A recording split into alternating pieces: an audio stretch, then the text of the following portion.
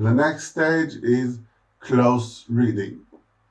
Now, this is a different kind of close reading than the one we practiced earlier in the semester, where you just open things up. The earlier part of close reading can be a part of the brainstorming process, but once you have a thesis you want to argue for, you want to do, as Lisa does, serious research and find evidence for your argument in the text. So you're close reading, but with a purpose. You're looking for good quotes, good elements of the story to help you prove your argument.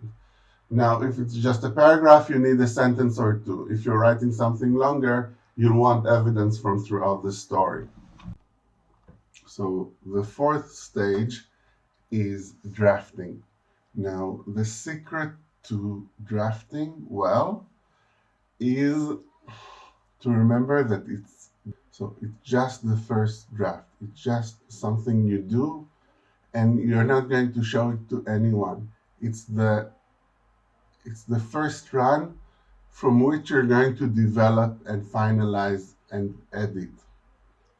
Okay, if it's not perfect, that's fine, as long as it's on the page. You have the draft. It should already be more or less in the structure that we know. There are things I want you not to worry about. You don't have to worry about grammar mistakes and spelling mistakes, right? If you stop at every word that you want to use and check if the spelling is correct, you won't have flow. You won't, the quotes are too short or too long, if the sentences are too long or too short, and even you don't have to worry if the paragraph is going overboard, right? You do want it to be as long as it's supposed to be, but if you're writing too much, that's fine. You can always delete. And you have a chance to edit it and redo it and add things when you look at it again.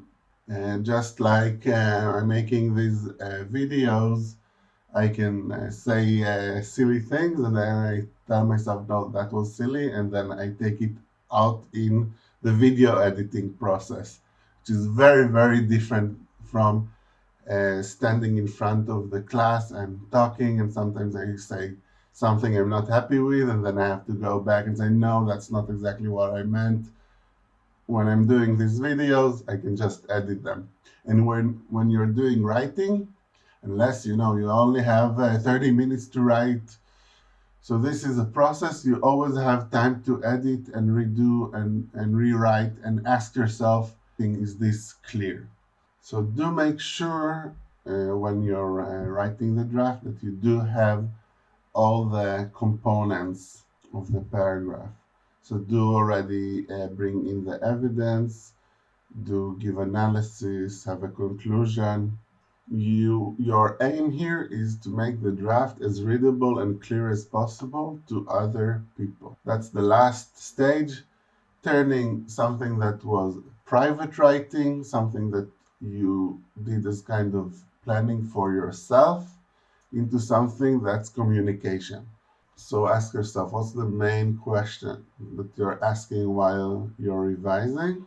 The main question is, will my reader understand this? Will the reader understand what I'm trying to say? Is this clear? It's very good to take some time off between doing the draft and doing the revising.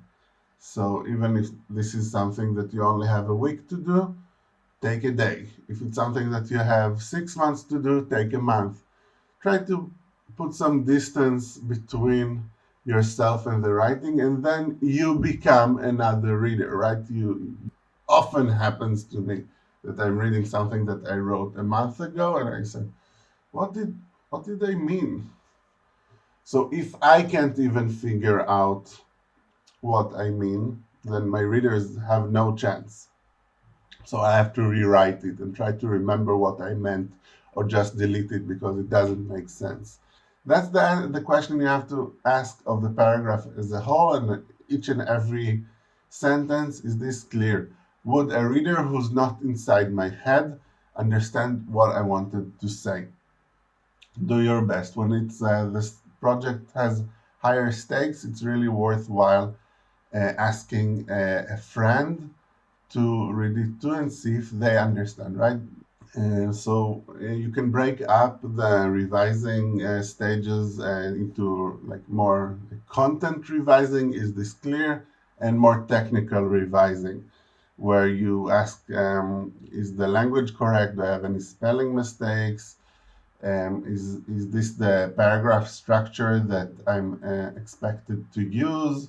Really go again and look. Do I have a thesis? Do I have any evidence? Do I analyze the evidence in a way that supports the thesis? And did I forget? Make sure that the quotes are accurate, that you didn't misquote the text. You can also ask, are my sentences too long? Many student writers have a tendency to write very long sentences that fuse together different ideas or different parts of an idea. It's better to break down into more simple sentences than have two very long ones that are difficult to follow. On the other hand, if all the sentences are just 4 words long or 5 words long, it feels very choppy. So that's not the best solution either. So ask yourself, do I need to break up some of these sentences?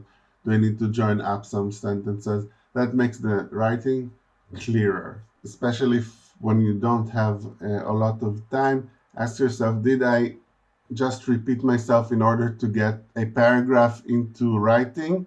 Maybe you need to delete some of it. If you're just saying the same thing in many sentences and it doesn't add too much to the meaning of your paragraph, it's better to have a shorter paragraph, but not to repeat yourself again and again. The one thing is that the conclusion is a kind of repetition of the thesis. And even in the analysis, you're going to look back at the quotes and at the evidence and at the thesis, and in order to show that you prove this thesis. So it's not like you're not supposed to repeat yourself at all, but sometimes students tend just to write the same sentence over and over again until they get it right, but then not delete the other sentences that weren't exactly right. Last question for now. Do I have any information or evidence that's redundant, that doesn't help my argument? You don't have to start telling the whole story of the whole plot of the story you're discussing if only one part of it is relevant. Or you don't have to explain what the narrator is just because you're discussing, or what the first person narrator is, if you're just discussing symbolism in the yellow wallpaper. And part of showing good writing and intelligence in writing is knowing what's relevant and what's irrelevant for the evidence, for extra information, for terms. Everything is up to your judgment and knowing what helps your argument along and what's just fluff, just distracting from your argument. Again, this you practice it and you get better at it, and you get comments from teachers and other people, and you learn from it. Nobody's born with these skills. One of my most important aims as a teacher of literature is to improve these writing and judgment skills. I really recommend keeping a list of the kind of things you get comments on.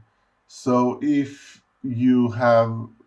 I wrote to you that you bury your thesis, right? If the thesis is in the middle of the paragraph instead of the beginning, have that in your list. And every time you have some writing to do, ask yourself, is the thesis at the beginning of the paragraph or not? Check. Okay, I remember this.